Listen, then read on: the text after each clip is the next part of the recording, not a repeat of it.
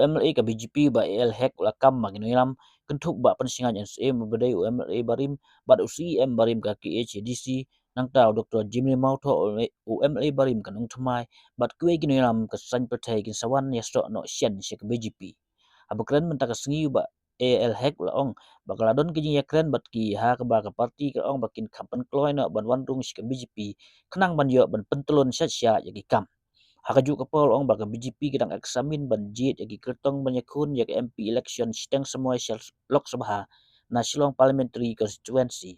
Katkum kijingkam ba hek kidon kendaingut kibakwa banyakun MP na BGP bat keni kala penolongi ke parti bakan hapan bisyar bniak syua ban Jied kenang bakan poi sikatong.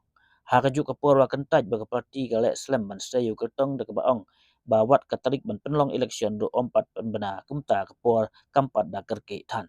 Ingin ikut mereka dengan MP election dan mementang dengan Jied yaudu kandidat bernyelek nak mementang kaneka MP by election. Kita kita join Ngin ada blog ke meeting ingin sa khot yaki kala beginwan menjoin no Kham Kloi dah ke pok ka parti ke jungi. Kata banyak konten mengingim dia bela benong ketika Ngin itu nak keduk kendaingut ki aspiran kandidat ki bakwa banyak konten nak mementang MP election. Dia Jied ya kata kin pak pada support Delhi yang nukin ai ke tiket nak mementang election. Ngan ong if mentatang ke election commission ruka pat notify dia nak mementang election.